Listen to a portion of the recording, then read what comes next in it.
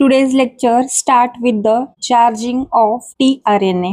इसे amino acylation भी कहते हैं, अमाइनो एसाइलेशन और लोडिंग, इसे अमाइनो एसाइलेशन या फिर लोडिंग भी कहते हैं। अब चार्जिंग ऑफ टीआरएनए में देख लेते हैं। ये एक आरएनए है, ये क्या है? आरएनए है। आरएनए के ऊपर लोडेड है राइबोसोम। राइबोसोम के अंदर ये 3 साइट्स प्रेजेंट होती है, ई, पी एंड ए।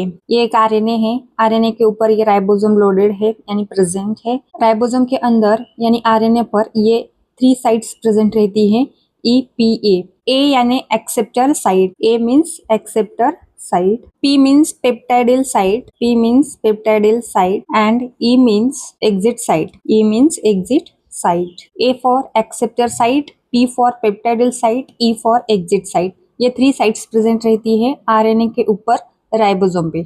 एंड इसके अंदर टीआरएनए की एंट्री होती है ए साइट से। ये है टीआरएनए, ये है टीआरएनए। टीआरएनए की एंट्री कहाँ से होगी?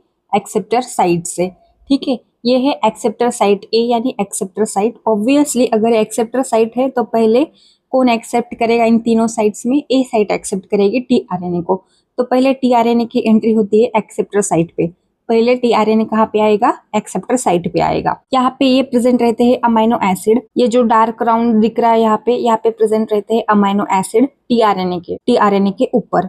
ठीक है, क्योंकि टीआरएनए की ये अमाइनो एसिड वाली एक्सेप्टर साइट होती है, इसलिए यहाँ पे अमाइनो एसिड प्रेजेंट होते हैं टीआरएनए पे। तो मान लीजिए यहाँ पे एक मिथ्योनिन नाम का अमाइनो एसिड प्रेजेंट है टीआरएनए पे। तो टीआरएनए ऐसे अमाइनो एसिड्स लाता है, आरएनए में ऐड करने के लिए अमाइनो एसिड्स लाता रहता है। कौन? टीआरएनए। एक और कंसेप्ट है, ध्यान से सुनिएगा। अगर कोई अमाइनो एसिड है उसके साथ एटीपी प्रेजेंट है, अमाइनो एसिड के साथ अगर एटीपी प्रेजेंट है तो वो होगा एक्टिव अमाइनो एसिड। अगर अमाइनो एसिड के साथ एटीपी हो तो उसे कहेंगे हम एक्टिव अमाइनो एसिड। एंड ये वाला एक्टिव अमाइनो एसिड टीआरएनए लेकर आता है। बट अगर टीआरएनए के ऊपर ऐसे ये यहाँ पे अमाइनो एसिड प्रेजेंट रहता है, टीआरएनए लेकर आया ये दूसरा अमाइनो एसिड, तो इन दोनों के बीच में एक बॉन्ड फॉर्म हो जाता है जिसे हम कहते हैं पेप्टाइड बॉन्ड। इन दोनों के बीच में एक बॉन्ड सिंथेसाइज होता है जिसे हम कहते हैं पेप्टाइड बॉन्ड। तो उनके बीच में एक पेप्टाइडिल बॉन्ड सिंथेसाइज हो जाता है। ये टीआरएनए के ऊपर जो अमाइनो एसिड्स प्रेजेंट है वो कैसे हो जाएंगे? Charged amino acids. इन दोनों अमाइनो एसिड के पास एटीपी है।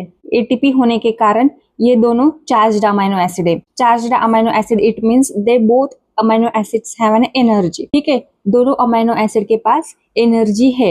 And if that both energetic tRNA comes together means अगर ये दोनों चार्ज्ड यानी एनर्जेटिक वाले अमाइनो एसिड्स के टीआरएनए पास में आ जाए, ठीक है, साथ आ जाए टुगेदर, तो इनके बीच में ये पेप्टाइडिल बॉन्ड सिंथेसाइज हो जाता है। फिर ये पेप्टाइडिल बॉन्ड सिंथेसाइज होने के बाद ये अमाइनो एसिड जो है वो बाइंड हो जाते हैं साथ में। अब हम आगे देख लेते हैं कि वो कैसे दोनों energetic amino acids bind together. अब ये वाला कंसेप्ट हम देखने जा रहे हैं कि अमाइनो एसाइलेशन कैसे होता है, यानी कि चार्जिंग ऑफ टीआरएनए। ये जो रेड लाइन है ये आरएनए है। आरएनए के ऊपर ये वाले 3 साइट्स प्रेजेंट है, exit site, peptidyl site and acceptor site. 3 sites present है। एक्सेप्टर साइट पे ये पहले आ गया टीआरएनए अपना अमाइनो एसिड लेकर। ये वाला टीआरएनए जाएगा एक्सेप्टर साइट से पेप्टाइडिल साइट पे, एक्सेप्टर साइट से जाएगा पेप्टाइडिल साइट पे। फिर एक्सेप्टर साइट पे आएगा एक नया वाला अमाइनो एसिड, एक दूसरा टीआरएनए आएगा एक दूसरा अमाइनो एसिड लेकर। आगे वाले स्टेप में पेप्टाइडिल साइट वाला टीआरएनए जाएगा एग्जिट साइट पे, एक्सेप्टर साइट वाला टीआरएनए जाएगा पेप्टाइडिल साइट पे एंड एक्सेप्टर साइट पे एक नया अमाइनो एसिड आएगा। यहाँ पर ये दोनों टीआरएनए साथ आ गए, इन दोनों अमाइनो एसिड के पास एटीपी है, तो यहाँ पे हो जाएगी पेप्टाइडिल बॉन्डिंग। राइट, इन दोनों के बीच में हो जाएगी peptidyl bonding because both amino acids have an energy. Peptidyl site वाला टीआरएनए आएगा एग्जिट साइट पे, एग्जिट साइट से ये निकल जाएगा। और ये जो एक्सेप्टर साइट पे टीआरएनए आया था वो आएगा पेप्टाइडिल साइट पे। टीआरएनए एग्जिट साइट से निकल जाएगा पर इसका अमाइनो एसिड है वो आएगा ये पेप्टाइडिल के ऊपर। अब इन दोनों अमाइनो एसिड के बीच ये वाला अमाइनो एसिड, ठीक है, ये एक वाला और एक वाला, ये 2 अमाइनो एसिड के बीच में यहाँ पे बन गया पेप्टाइड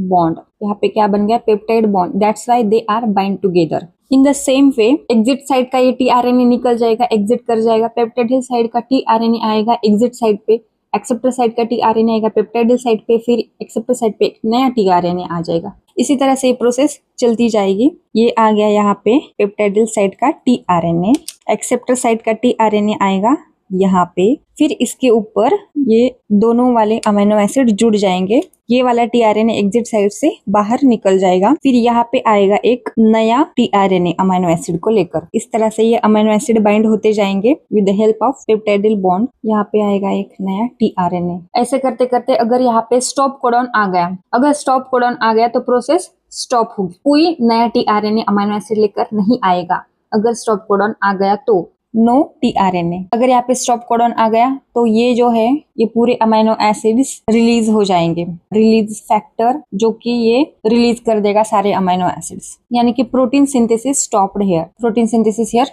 स्टॉप्ड। ठीक है, क्यों? क्योंकि यहाँ पे आ गया स्टॉप कोडॉन। स्टॉप कोडॉन की आने की वजह से ये प्रोसेस स्टॉप हो जाएगी, आगे ट्रांसलेशन नहीं होगा, यानी कि आगे प्रोटीन सिंथेसिस नहीं होगा। यहाँ पे आ गया स्टॉप कोडॉन। स्टॉप कोडॉन आ गया तो कोई नया टीआरएनए एक्सेप्टर साइट पे नहीं आएगा, तो ये जो अमीनो एसिड्स एक के ऊपर एक ये बाइंड होते गए, जो स्टैक हो गए एक के ऊपर एक, ये रिलीज फैक्टर आकर इन अमीनो एसिड को रिलीज कर देगा, जिससे प्रोटीन बनेगा। बट आगे प्रोसेस कैरी नहीं होगी, क्यों? क्योंकि यहाँ पे आ गया स्टॉप कोडॉन, जिसकी वजह से यहाँ पे ही ट्रांसलेशन स्टॉप हो गया एंड आगे प्रोटीन सिंथेसिस नहीं हो पा रहे। This is how the amino acylation और द चार्जिंग ऑफ टीआरएनए। आगे बात समझ में? एक बार फिर से रिवाइज कर लेते हैं। ये जो रेड लाइन है ये है आरएनए। आरएनए के ऊपर राइबोसोम बाइंड होता है, जिसके अंदर ये 3 साइट्स प्रेजेंट रहती है, acceptor site, peptidyl site and exit site. Acceptor site पे पहले टीआरएनए आता है अमीनो एसिड को लेकर, जिस अमीनो एसिड को एटीपी बाइंड रहता है, जिसकी वजह से वो अमीनो एसिड चार्ज्ड रहता है, यानी कि एनर्जेटिक अमीनो एसिड रहता है। ये एक्सेप्टर साइट वाला टीआरएनए जाता है पेप्टाइडिल साइट पे एंड एक दूसरा नया अमीनो एसिड आता है एक्सेप्टर साइट पे। इसी तरह से ये दूसरा अमीनो एसिड यानी कि पेप्टाइडिल अमीनो एसिड जाता है एग्जिट साइट से बाहर निकल जाता है, एक्सेप्टर साइट वाला अमीनो एसिड आता है पेप्टाइडिल साइट पे एंड एक्सेप्टर साइट पे एक नया दूसरा टीआरएनए आ जाता है। अब इन दोनों अमीनो एसिड के बीच में, क्योंकि दोनों अमीनो एसिड के पास एटीपी है, इसलिए both amino acids are energetic and they are charged. इसके लिए उन दोनों अमीनो एसिड के बीच में पेप्टाइड बॉन्ड सिंथेसाइज होता है, जो कि वो दोनों अमीनो एसिड को बाइंड टुगेदर रखता है, यानी कि जोड़ के रखता है दोनों अमीनो एसिड को। तो इसी तरह से ये अमीनो एसिड एक के ऊपर एक स्टैक होते जाते हैं, ठीक है, with the help of peptidyl bond. And इसी तरह से ये प्रोसेस कैरी रहती है। अगर बीच में कहीं पे स्टॉप कोडॉन आ गया तो वहां पे ट्रांसलेशन यानी कि प्रोटीन सिंथेसिस स्टॉप हो जाती है, स्टॉप कोडॉन आने के कारण। जहाँ पे स्टॉप कोडॉन आ जाता है वहां पे प्रोसेस स्टॉप हो जाती है और फिर आता है रिलीज फैक्टर, जो कि ये अमीनो एसिड एक के ऊपर एक स्टैक हो गए थे, इनको रिलीज कर देता है एंड इससे एक प्रोटीन बनता है। This is how the aminoacylation and the charging of tRNA. आई बात समझ में? Next point is about the regulation of gene expression. Gene expression कैसा रेगुलेट होता है, let's see in prokaryotes and in eukaryotes. Eukaryotes में थोड़ा complicated है, प्रोकैरियोट्स में बहुत ही सिंपल है, बिकॉज इन यूकैरियोट्स में रेगुलेशन होता है 4 लेवल पे। ये एक यूकैरियोटिक सेल है, इसके अंदर ये एक न्यूक्लियस है, सेल के अंदर ये वाला एक न्यूक्लियस है। न्यूक्लियस के अंदर बनता है डीएनए, ठीक है, कहाँ पे बनेगा? न्यूक्लियस के अंदर। डीएनए से बनेगा एचआरएनए न्यूक्लियस के अंदर ही, एचआरएनए से बनेगा एमआरएनए न्यूक्लियस के अंदर ही, यानी कि ये पहली स्टेप डीएनए और फिर ये दूसरी स्टेप आरएनए बनना होता है न्यूक्लियस के अंदर। फिर ये आरएनए बाहर की तरफ ट्रांसपोर्ट किया जाता है, यानी कि साइटोप्लाज्म में, न्यूक्लियस से साइटोप्लाज्म में ट्रांसपोर्ट किया जाएगा आरएनए, ट्रांसलेशन होगा साइटोप्लाज्म में, जिससे बनेगा प्रोटीन। तो ये जो 4 लेवल है of gene expression in eukaryotes में होती है। डीएनए एंड आरएनए बनता है न्यूक्लियस के अंदर, बट प्रोटीन सिंथेसिस होती है साइटोप्लाज्म में, ना कि न्यूक्लियस में। तो रेप्लिकेशन होगा न्यूक्लियस में, ट्रांसक्रिप्शन भी होगा न्यूक्लियस में, बट ट्रांसलेशन होगा साइटोप्लाज्म में, यूकैरियोटिक सेल में। This is how the gene expression occurred. Prokaryotes में जीन एक्सप्रेशन होता कैसे है? प्रोकैरियोट्स में बहुत ही सिंपल है, because prokaryotes is not much advance cell as compare to eukaryotic cell. ये एक सेल है जो कि प्रोकैरियोटिक सेल है, इसके अंदर ये डीएनए है। प्रोकैरियोटिक सेल का डीएनए सर्कुलर होता है, डीएनए से बनेगा ये आरएनए एंड आरएनए से बनेगा प्रोटीन। तो यहाँ पे translation and transcription are coupled. कैसी होती है प्रोसेस ये ट्रांसलेशन एंड ट्रांसक्रिप्शन की? कपल्ड प्रोसेस होती है इन प्रोकैरियोटिक में। बहुत ही सिंपल है जीन एक्सप्रेशन इन प्रोकैरियोटिक का, बट आपको यूकैरियोटिक में ये चीजें याद रखनी है। रेप्लिकेशन एंड ट्रांसक्रिप्शन न्यूक्लियस के अंदर होता है, बट ट्रांसलेशन न्यूक्लियस के बाहर यानी कि साइटोप्लाज्म में होता है। यूकैरियोटिक सेल में, बट प्रोकैरियोटिक सेल में all things are occurred in cytoplasm. ये हो गया रेगुलेशन ऑफ जीन एक्सप्रेशन।